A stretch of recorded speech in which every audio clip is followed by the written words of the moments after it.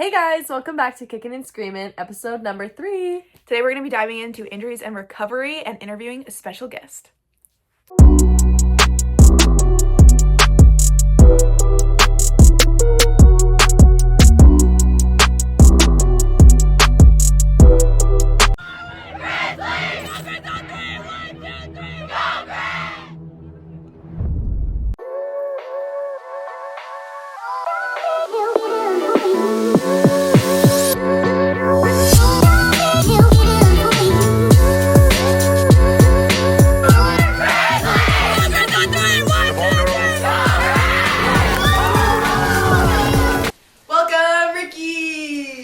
I'm Ricky. Thanks for having me. Okay, Rick, can you give us a brief summary of your story, basically? Yeah, so my sophomore year here, I tore my ACL on September 4th. I kind of had a rough recovery coming back, a lot of unknowns, but I did end up coming back around October of 2023, so about 13 months later. Okay, so what was the official diagnosis, and how long was the expected recovery time?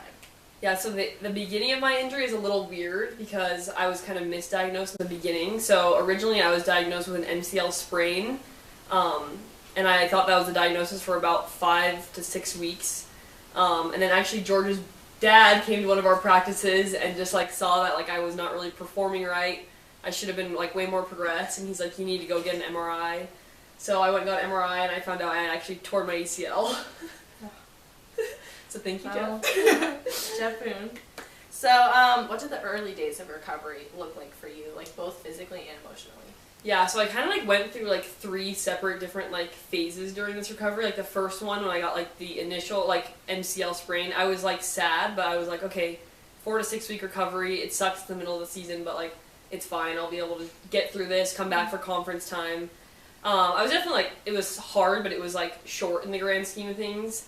And then when I got the official diagnosis of tearing my ACL, I was in complete shock. I did not think it was true. I was in complete denial of everything. And so it was kind of I was just waiting for someone to be just kidding, you're actually fine, because I felt pretty much fine. And then it all kind of hit me when I actually got surgery, and then I was really down bad. I was oh crap, this got a lot worse all of a sudden. The initial days of after getting surgery were honestly fine for me. I had no pain for some reason, which is super rare. My whole leg was numb for 2 weeks, and once that wore off, though, that's when things got really hard for me. Yeah, of course. Okay, so now we're going to jump into the mental and emotional toll that injuries have on athletes, specifically Ricky. Mm-hmm. So what was the hardest part mentally through this whole journey? Yeah, the whole journey was definitely very emotionally hard. The hardest part for me was I hit a point about 5 months after surgery where I just stopped progressing altogether.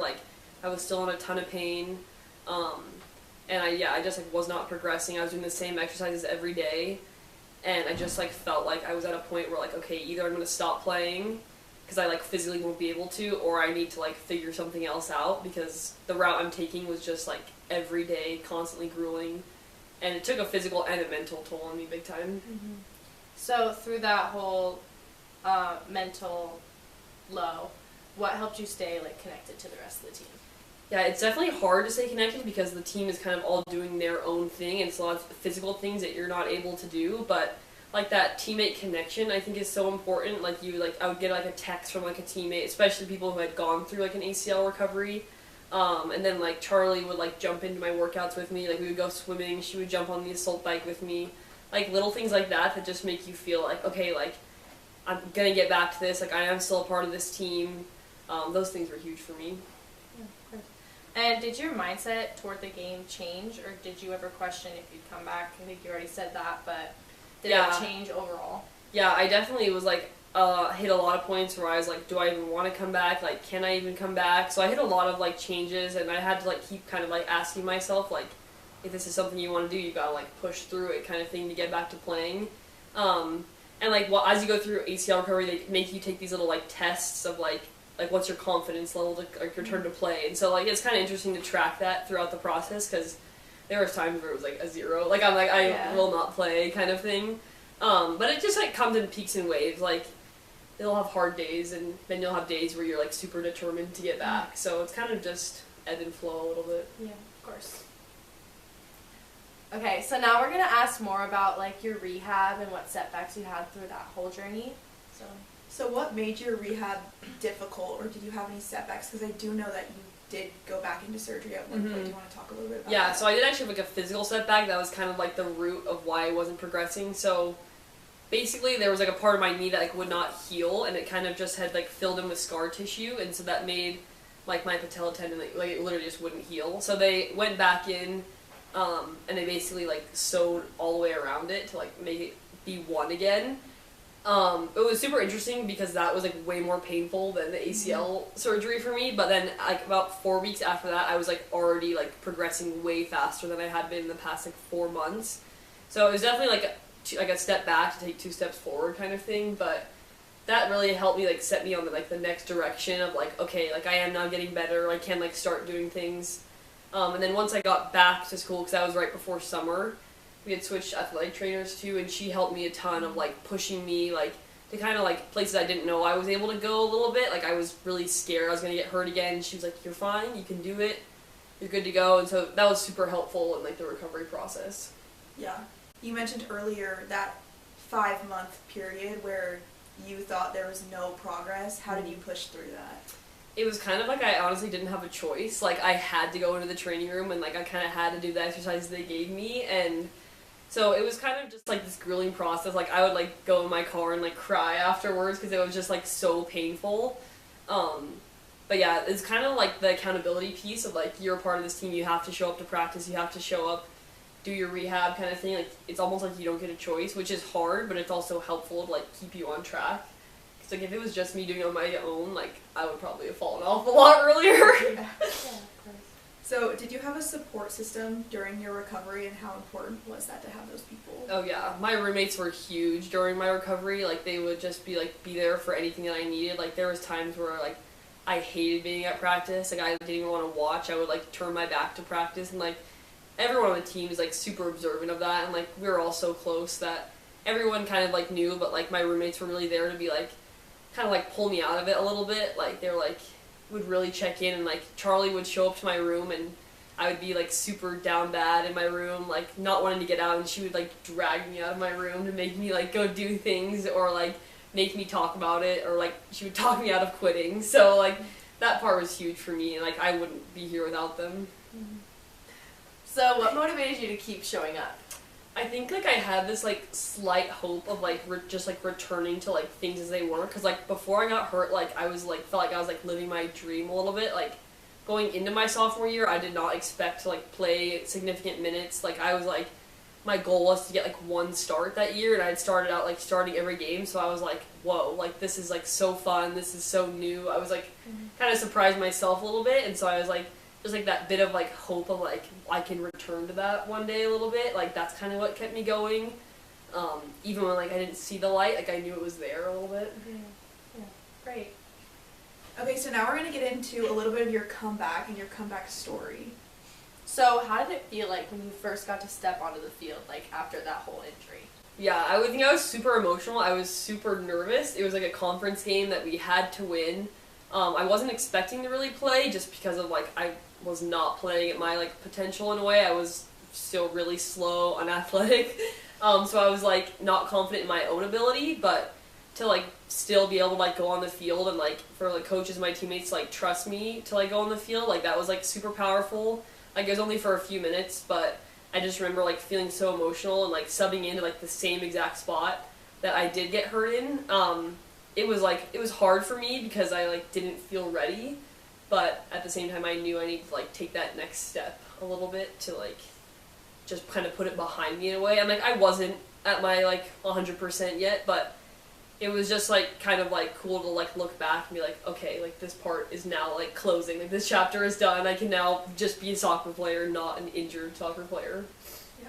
So how did this whole injury and like your journey, everything you've been through, change how you lead as a captain now?